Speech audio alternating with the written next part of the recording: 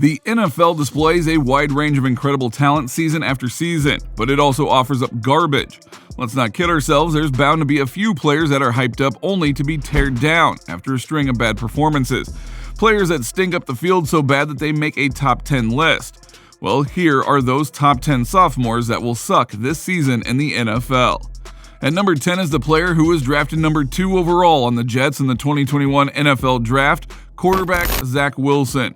A lot of hype was around this player, and rightfully so, for an organization to draft him at the overall 2 spot. In his first season, Wilson didn't set the world on fire, but that's rarely the case with rookie quarterbacks. He had 2 more interceptions than touchdowns and completed 55.6% of his passes on average across 13 games. He was supposed to be the starter this season, but due to a knee injury, veteran teammate Joe Flacco has stepped up and is so far delivering for the Jets. It is unclear whether Wilson will be any good this season once he recovers from the knee issue and the Flacco problem, but it's easy and fair to say that this season won't be a memorable one for Wilson. But will it be for our next player? Well, not for this star player. This time at the wide receiver position at number 9, it's Rondale Moore. This is a heartbreaker for those who anticipated to see this stud wideout ball out in his second year in the NFL. He had somewhat of a breakout year last season as the number 3 wide receiver on a loaded Arizona Cardinals team, catching 54 balls from 64 targets. You can't deny, those are impressive stats for a rookie who no one really gave him much of a look as he fell into the 2021 NFL to the 49th overall pick. So much was anticipated from him because he was going to be the number 2 wide receiver for at least 6 weeks, until DeAndre Hopkins returned from his suspension. Now with the injury and the imminent return of Hopkins, expect a mediocre Rondale Moore, which sucks for us fans of his talent. But who is really going to suck the most this season is this next player. At number 8, Trey Lance, quarterback for the San Francisco 49ers. Now this is a weird one because Lance is out for the season, but before he got injured, Trey Lance did stink up the place. He played 1 full game and a few snaps in the second for a total of 0 touchdowns and 1 interception. He threw for under 200 yards and had a pass completion percentage of 50%. Not exactly the stud numbers that were expected from him in the offseason. Even if he didn't receive the season-ending injury, Trey Lance would have still sucked. He looked so bad in that first game against the Bears that he made Justin Fields look good. And speaking of which, at number 7, it is the Chicago Bears quarterback, Justin Fields.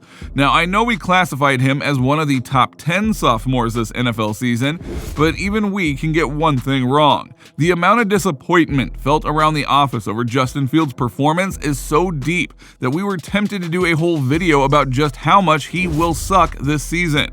So let's put it in terms of numbers. In his last 2 games against the Packers and the Texans, Justin Fields has completed 15 passes from a combined 28 attempts and has thrown for 0 touchdowns and 3 interceptions. So in case you're unfamiliar, that's garbage numbers from a prospect that was supposed to be the next great dual-threat quarterback. Instead, Bears fans will have to continue to suffer the polarizing nature of Justin Fields, who will offer 1 good game and follow up with a string of crappy ones. But he's by far not the player who will suck the worst this season. Another athlete who has impressed in the offseason, who had so much desire and promise and had the opportunity for serious snaps, only to have it all gone to waste, is Etienne Jr. at number 6 on our list. He's not a household name because he didn't play a single snap in 2021 after suffering a Lisfranc injury in the preseason. But now he's with the Jacksonville Jaguars, an offense in desperate need of ways to create big plays, and all of them are going to the established and formerly injured teammate James Robinson. There is a cloud of misfortune hovering over Etienne Jr., but there's also a sense that he's not taking his chances. His carries are growing by game, and the Jaguars seem to have some faith in him. 13 carries in the last game against the Chargers, but only 9 in the previous one in their shutout blowout win against the Colts. And not much for yardage. Etienne totaled 65 yards in his last 2 games combined. Those numbers suck, not just as a stat, but for all the fans who thought Etienne was going to tear up the NFL. Time for the top 5, and you won't believe who is at number 1. At number 5, it's Pat Freiermuth. The Pittsburgh Steelers tight end was a revelation last season, but has somewhat fallen off the map in the early bouts of this season. Only 1 touchdown catch from 3 games. but the real damning stat is his inaccuracy to catch the ball. In 3 games, he's made 11 catches from 21 targets, which is super low for a big target tight end in a Steelers offense that would like to find their big man. I'm not saying that Pat Freiermuth sucks in general, but he does have an inferior passing quarterback at the moment in Mitch Trubisky, who is not finding the ways to keep the Muth loose. When the quarterback baton is handed over to Kenny Pickett, then and only then will we say that Pat Freiermuth doesn't suck. For the moment, he sucks really bad. But not as much as our player at number 4, it's Rashod Bateman, the wide receiver for the Baltimore Ravens. Bateman is going to have a tough sophomore season after he was drafted 27th overall in the 2021 NFL Draft. It is strange to say this, but the phenomenal Lamar Jackson will be the reason that Bateman's numbers are inconsistent. Jackson likes to take the game into his own hands. As soon as he feels his wide receivers aren't open, he gives himself the green light to rush down the field and make a big play. Also, this Baltimore team has a run-first offense, which sucks for a wide receiver.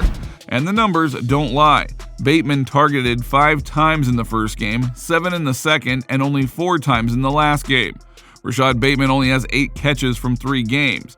Sure, he's got touchdowns, but the volume isn't there. His productivity is so Lamar Jackson dependent that this will be a crappy season for Bateman. Now it's time for the top 3. At number 3, it's Elijah Mitchell, running back of the San Francisco 49ers. So much was expected of Mitchell after his incredible performance last season, where he had 963 rushing yards from 11 games, scoring 5 touchdowns. This season, he had 6 carries for 41 yards before he was carted off injured, and he will be out for a couple of months. It's going to be a sucky year for Mitchell, who has to watch his backup, Jeff Wilson, take in all the glory. Mitchell was touted as probably the most exciting back to watch last season behind Jonathan Taylor, but as the legend with the 49ers would have it, he was bound to be injured since all 49ers running backs get injured. This isn't a slot at his talent, but our collective fandom feeling how sucky this loss is. Even if he does come back, you fear that he might re-aggravate the injury again. At number 2, Kadarius Toney of the New York Giants. So much promise and hope tied into this wide receiving speedster, and so far he has not lived up to the hype. He has fallen flat on his face.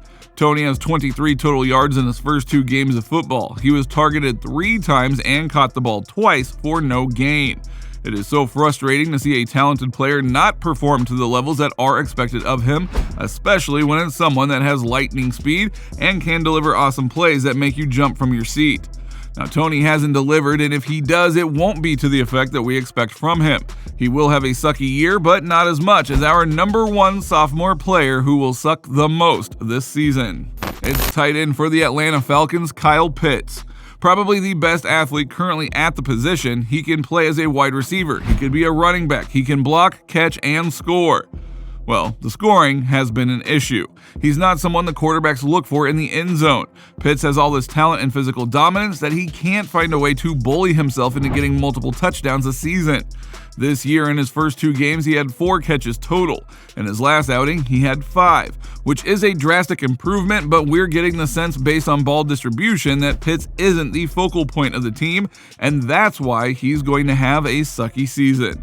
So which sophomore player do you think will have the worst season? Please let us know in the comments below, but before you go, if you still want to watch some awesome NFL content like this, please watch the next video that will pop up on your screen.